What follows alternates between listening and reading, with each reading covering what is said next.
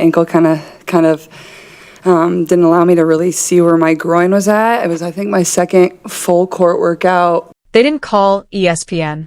They didn't call Turner. They didn't call the networks that helped carry the WNBA through its quiet years, the seasons when arenas were half full and television ratings felt like an afterthought. When NBC decided to relaunch its basketball empire, to step back into the spotlight with ambition and force, they made one call, and it wasn't to a corporation. It was to Caitlin Clark. At just 22 years old, she is no longer simply a rookie sensation or a viral highlight machine. She is a gravitational force, a ratings magnet, a cultural lightning rod. NBC didn't tuck her into a small segment. They didn't test her in late-night studio experiments. They placed her at the center of their most aggressive basketball initiative in decades. February 1st, Lakers versus Knicks. Madison Square Garden. The Cathedral of Hoops. And there she will sit, not as a guest, not as a novelty, but as an analyst on one of the highest-profile regular-season NBA broadcasts possible. That is not subtle. That is a declaration. Look at the symbolism. LeBron James under the Garden lights. The Knicks resurging in the world's most scrutinized media market. A historic rivalry on a legendary floor. And in the middle of that stage, a young WNBA superstar who has never done professional television analysis before. NBC is not hedging. They're not experimenting quietly. They are betting loudly. And who will she sit beside? Maria Taylor, one of the most respected broadcasters in sports. Carmelo Anthony, a future Hall of Famer who defined an era of scoring brilliance. Vince Carter, arguably the greatest dunk artist the game has ever witnessed. Tracy McGrady, Reggie Miller, legends, icons. And NBC has decided that Caitlin Clark belongs in that company. Not someday. Not after retirement. Now. This is not just a broadcasting contract. It is a power shift. NBC is launching Basketball Night in America, their answer to the juggernaut of Football Night in America. And the face of that launch is not an NBA champion or a retired superstar. It is a 22-year-old active WNBA player. The message could not be clearer. NBC believes Caitlin Clark is not just a women's basketball star. She is a basketball star. Period. Why would they make that bet? Because the numbers force their hand. When Clark entered the WNBA, the transformation was immediate. The Indiana Fever became appointment viewing overnight. Road arenas sold out just to see her play. Television ratings shattered expectations executives had quietly lowered for years. Merchandise infrastructure struggled to keep up. Social media metrics dwarfed even some established NBA names. She did not just raise visibility, she altered the economic trajectory of a professional league. NBC saw it. They tracked the Peacock subscription spikes during her college tournament run. They analyzed engagement data that reached demographics traditional basketball coverage had failed to capture. They recognized something others were hesitant to admit. Wherever Caitlin Clark goes, the audience follows. So they made their move. But this story is layered, and the deeper you look, the more complicated it becomes. Because while NBC positions Clark at the center of its comeback, the WNBA itself stands on uncertain ground. The collective bargaining agreement expires in October 2025. Players are openly discussing the possibility of a work stoppage if meaningful changes are not secured. Higher salaries, improved travel standards, larger rosters, a revenue share reflective of the league's growing value. These demands are not radical. They are rational. They are the demands of workers who have watched their league explode in visibility, while compensation lags behind. And then there is Clark. She has secured a Nike deal that represents generational wealth. A signature shoe. Endorsements that extend far beyond the hardwood. She has USA basketball commitments that ensure her visibility on the global stage. And now she has NBC, a media platform that carries her brand well beyond the boundaries of the WNBA season. If 2026 becomes turbulent, if negotiations stall, if games are postponed or even canceled, Caitlin Clark's financial reality looks very different from most of her peers. She has leverage independent of league operations. She has income streams that do not pause when the schedule does. She can afford patience. She can afford solidarity. But she does not face the same immediate financial pressure that many teammates might. And that is where the emotional tension tightens. Because Clark's rise has lifted the league, undeniably. Attendance spikes, sponsorship momentum, cultural relevance. Yet her individual security also creates a new dynamic within labor negotiations. When one player operates in a completely different economic stratosphere, how does that shape the fight for collective equity? How hard will she push for structural reform that benefits players whose names are not chanted in sold-out arenas? How will leadership look when the brightest star no longer depends solely on the system she is helping to transform? None of this suggests betrayal. None of it implies division. But it does highlight a profound shift in power. NBC's decision is bigger than programming. It is insurance. If the WNBA season faces disruption, NBC still has Clark. If the league expands and thrives, NBC already has its biggest attraction embedded in its ecosystem. If she proves natural on camera, articulate, charismatic, insightful, they may have secured not just a player, but a 2-decade media pillar. The comparison to Michael Jordan surfaces often, but it is imperfect. When networks featured Jordan, it was symbolic. Cameos. Appearances. Aura. Clark's integration is operational. Scheduled games. Real analysis. Consistent presence. And she is doing it while still competing professionally, offering a perspective that retired legends cannot replicate. This is evolution happening in real time. The center of basketball storytelling is shifting. The borders between men's and women's coverage are blurring. And a 22-year-old guard from Iowa has become the axis around which billion-dollar media strategies are now turning. The uncomfortable, fascinating, undeniable truth is this. Caitlin Clark is no longer just playing the game.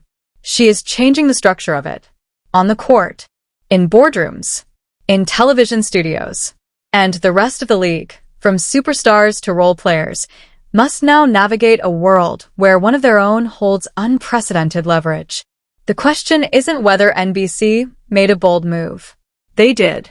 The real question is how far this ripple spreads, and what women's basketball looks like when its brightest star controls not only the spotlight, but the microphone. But here's what nobody wants to say out loud. When negotiations get ugly, when sacrifice is demanded, when players are asked to think collectively instead of individually, Caitlin Clark's calculation is different. And everyone knows it. Not because she doesn't care, but because she doesn't have to move the way everyone else moves. And that changes everything. Why not ESPN?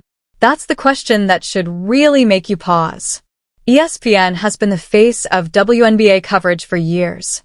They've poured money into production, built long-term analyst relationships, created studio shows, invested in storytelling.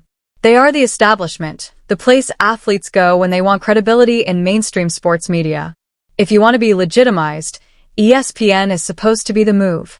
So, when the biggest star in women's basketball had the chance to join a broadcast desk, why didn't she choose them?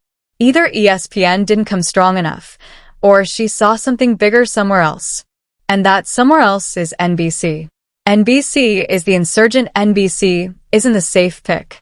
They're the challenger brand in basketball right now. They just re-entered the NBA space after years away.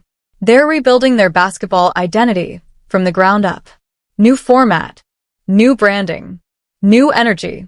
They aren't inheriting legacy. They're creating it. And being there at the launch of Basketball Night in America gives Caitlin Clark something ESPN never could. Ownership. Not just a seat at the table. A role in building the table. The Peacock Power Play. This isn't just about television. It's about streaming. NBC isn't thinking traditional broadcast. They're thinking Peacock. They're thinking digital first. They're thinking about where younger fans consume sports, on platforms, on demand, on social, in clips. If Basketball Night in America becomes a flagship property for Peacock, and Caitlin Clark is there from day one, she isn't just joining a show. She's embedding herself in the future of sports media consumption. That's not a conservative move.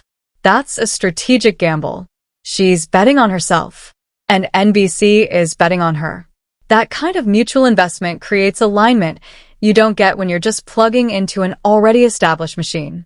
But the pressure is brutal. Let's be honest about what's happening here. Every time Caitlin Clark speaks on that NBC desk, she won't just be speaking for herself.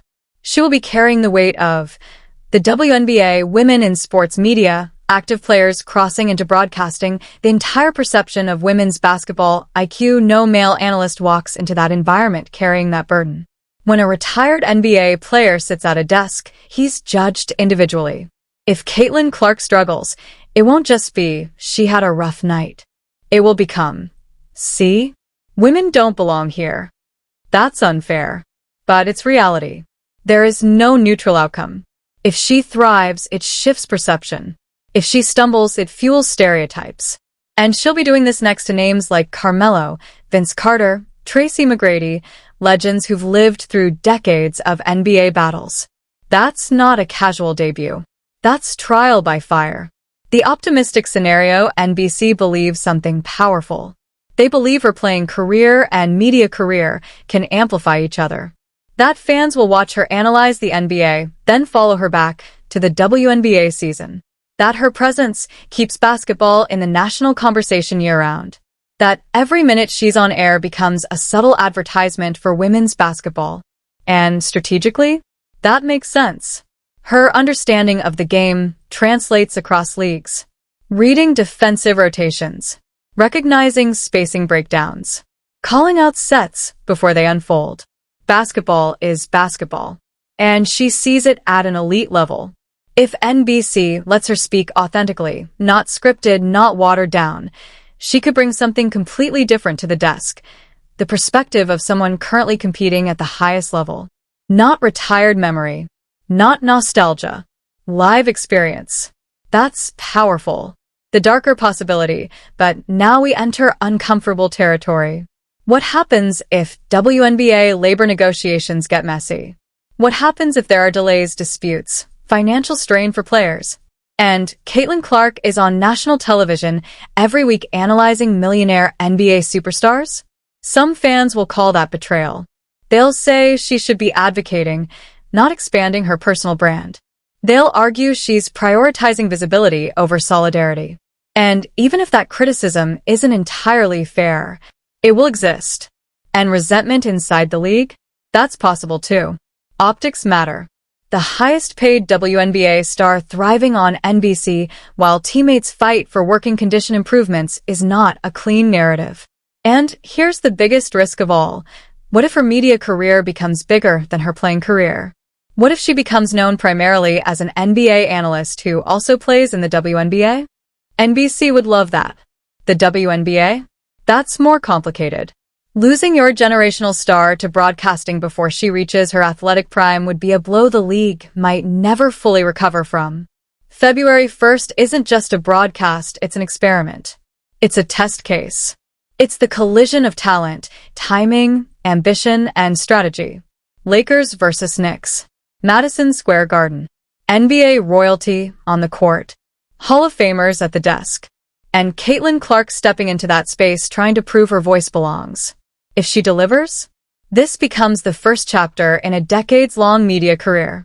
It becomes proof that WNBA stars can cross over into mainstream sports media while still competing. It becomes a blueprint others will follow. If she struggles, it becomes a cautionary tale. Fuel for critics.